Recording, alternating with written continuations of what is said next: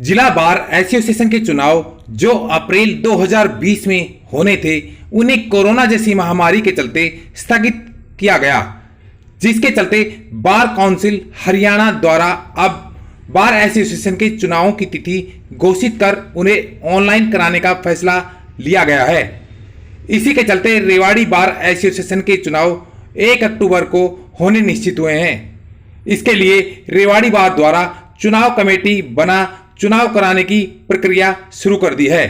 इसको लेकर रिटर्निंग अधिकारी एडवोकेट नीतीश अग्रवाल ने बताया कि हमारे यहाँ पे कमेटी बनाई गई है इलेक्शन के लिए, इलेक्शन कमेटी। हम उसका काम कर रहे हैं। आरओ नियुक्त कर दिए गए हैं, जिसमें हमारे शंकर लाल बाबू जी हैं, शंकर सिंह बाबू जी हैं सीनियर काउंसिल, और अश्विनी तिवारी जी हैं। इनकी कमेटी बनाई गई है और चुनाव करवाने की सारी प्रक्रिया इनके हाथों में सौंपी गई है। बागडोर ऑनलाइन चुनाव होंगे, किस तरह से क्या होंगे थोड़ा बताएंगे सर। ये चुनाव अप्रैल माह में होने थे, लेकिन कोविड-19 की वजह से भी इन चुनावों को आगे सरका दिया गया था। लेकिन ये जैसे जैसे लंबित हो रहे थे तो भी एक पहल की गई है और ऑनलाइन चुनाव करवाने का प्रस्ताव पास किया गया है। इसके तहत हमारे 1 अक्टूबर को इलेक्शन होने हैं ऑनलाइन। इसके लिए हम लोग सभी के मोबाइल नंबर रजिस्टर्ड कर रहे हैं, जिसके नहीं है या अपडेट कर रहे हैं, ताकि सबके उन पर एक लिंक आएगा। उस लिंक के माध्यम से ही हर एक एडवोकेट अपना वोट कास्ट करेगा। उम्मीदवारों के लिए क्या पूरी प्रक्रिया हो चुकी है, जिन को मैदान में उतरना था, या उनको नहीं सर, उनके लिए 16 तारीख नामांकन की डेट रखी गई है। 16 तारीख को वो अपने नामांकन भरेंगे और 17 तारीख को हमें फाइनल लिस्ट बना के देनी है, जिसमें हम सारी डिक्लेयर कर देंगे कि कौन कौन इलेक्शन लड़ रहा है। कैंडिडेट से किस तरह से क्या वोटिंग होगी ऑनलाइन? सर टोटल आज की डेट में हमारे पास 1573 वोटर्स की वोटर्स लिस्ट है, और हम इन सभी के पास मतलब जो बार काउंसिल है वो SMS के द्वारा लिंक भेजेगी और वो सभी के सभी इसी के थ्रू अपना वोट कास्ट करें। टाइम क्या होगा? टाइम सर 10 से 2 बजे तक का। बता दें कि 1 अक्टूबर को होने वाले इस ऑनलाइन चुनाव में सुबह 10 बजे से 2 बजे तक 1573 अधिवक्ता अपने मत का इस्तेमाल कर बार काउंसिल के पदाधिकारियों का चुनाव करेंगे। ऑनलाइन चुनाव को लेकर जहां युवा अधिवक्ताओं में उत्सुकता नजर आई, वहीं सीनियर्स व ज्यादा उम्र के अधिवक्ताओं ने इस तरह के चुनाव के तरीके से खुशी जाहिर नहीं की। इनका मानना है कि ऑनलाइन चुनाव के लिए सभी के पास एंड्रॉयड फोन होना जरूरी है, जिसके साथ उसे ऑनलाइन चलाने का ज्ञान भी होना चाहिए, जिसके लिए उन्हें इस तरह की चुनाव के मद्देनजर ऑनलाइन वोटिंग करने के लिए कोई प्रशिक्षण नहीं दिया गया। इन अधिवक्ताओं का मानना है कि इस तरह की वोटिंग प्रक्रिया के चलते काफी अधिवक्ता शायद अपने मत का इस्तेमाल भी ना कर पाए। आप देख रहे हैं न्यूज अपडेट। अगर आपने हमारे चैनल को सब्सक्राइब नहीं किया तो चैनल को सब्सक्राइब करना ना भूलें, साथ में बेल आइकॉन का बटन भी दबाएं। बाबूजी, ऑनलाइन इस बार इलेक्शन हो रहे हैं तो उसको लेके आप क्या कहना चाहेंगे? मेरा पर्सनल व्यू ये है कि ऑनलाइन से मुझे तो परेशानी है कि मैं ऑपरेट नहीं करता।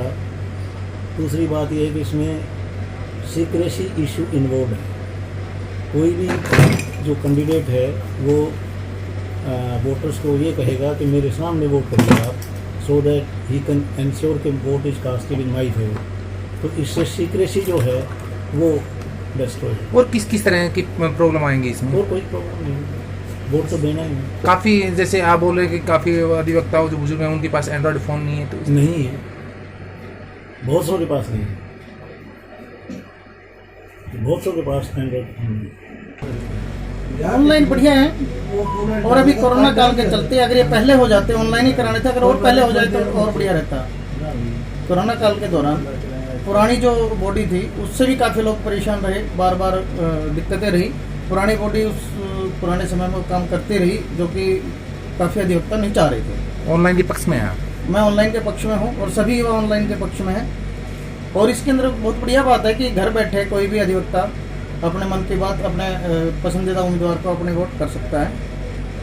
कुछ अगर ऑनलाइन अगर वोटिंग हो गई, मैं सोचता हूँ कि ये उचित नहीं है। 1 तारीख निश्चित कर दी गई, लगभग सभी प्रक्रिया पूरी हो चुकी है। अगर ये वोटिंग हो गई तो आप पहली बार वोटिंग डालेंगे, किस तरह का क्या अनुभव कर रहे हैं? थोड़ा किस तरह से? देखिए, अगर ये पहली बार अगर इस टाइप से अगर वोटिंग होगी तो पहली बार होगी। एक तो तकरीबन जो है कोर्ट वर्क सस्पेंड सा चल रहा है, बहुत से कम एडवोकेट यहाँ आ रहे हैं, अवेयरनेस नहीं है अब किस तरह से ये जो है वोटिंग होगी। और दूसरा ये है कि जब तकनीकी ज्ञान नहीं है तो हर मतदाता अपना मतदाता का उपयोग नहीं कर सकता। आप किस तरह से इस वोटिंग को उचित नहीं ठहरा रहे कि उचित नहीं है? देखिए, जब हम इसके बारे में तकनीकी ज्ञान नहीं है तब उचित कैसे से समझेंगे इसको। पहले तो इसके बारे में हमें ट्रेनिंग दी जानी चाहिए, इसके बारे पूरे फैक्ट को बताने चाहिए। जब इसके बारे पूरे तो आपका कहना ये है कि काफी जो एडवोकेट्स हैं ओल्ड एज के वो इस तरह की वोटिंग शायद ना कर पाए? नहीं, संभावना है और निश्चित रूप से ये है। आज हम भी इस महसूस है, हमने भी क्या है कि अब 90% not aware this online systems. Online ठीक है, अच्छा है। जो यंग जनरेशन है उनके लिए तो ठीक है, और जो बुजुर्ग लोग हैं उनको तो समस्या आएगी इसमें, क्योंकि काफ़ी लोग हैं जो हमारे साथी जो यूज़ नहीं कर रहे फ़ोन को। जी, आप बार काउंसिल के प्रधान पद के उम्मीदवार हैं, ऑनलाइन वोटिंग हो रही है, तो इसको लेके क्या कहना चाहेंगे? चलो, जो बार काउंसिल का आदेश है वो निभाएंगे। हम चाहते तो बैलेट पेपर से थे, लेकिन बार काउंसिल ने निर्णय लिया है कि भाई ऑनलाइन होगी, क्योंकि सुप्रीम कोर्ट का भी आदेश है ऑनलाइन का। क्या ऑनलाइन में जो बुजुर्ग वकील हैं उनको किसी तरह की कोई दिक्कत नहीं आएगी? दिक्कत तो आएगी जी, आएगी। किसी के पास तो एंड्रॉयड फ़ोन भी नहीं है,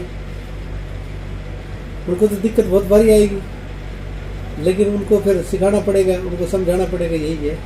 तो इस तरह की क्या बार काउंसिल ने कोई व्यवस्था की है कि सभी वकीलों को वोटिंग का किस तरह से क्या वोटिंग करनी है उसके लिए कोई सेमिनार या ट्रेनिंग दी जाए? हाँ, कह रहे हैं अगले ऐसा बार काउंसिल की तरफ से ना ऐसा डेमो दिखाएंगे यहाँ बार में, भाई ऐसे OTP आएगा, ऐसे वोटिंग होगी, ऐसे लिंक होगा, वो सारी चीज़ बताएंगे, देखते हैं। लेकिन अभी वकील भाई थोड़ी दुविधा में है कि ऑनलाइन कैसे करेंगे, और ज़्यादातर हमारे जो सीनियर अधिवक्ता हैं ना वो, अब भाई हम ऑनलाइन कैसे डालेंगे, कैसे होगा, क्या होगा। युवा तो ठीक है, उनको तो पता है सारा। तो आप एक उम्मीदवार के तौर पे इस वोटिंग को निष्पक्ष मानेंगे किस तरह से? तो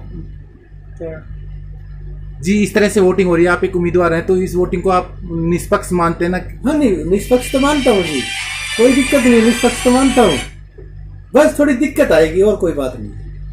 काफी लोग वोट से वंचित रह सकते हैं। वंचित रह सकते हैं।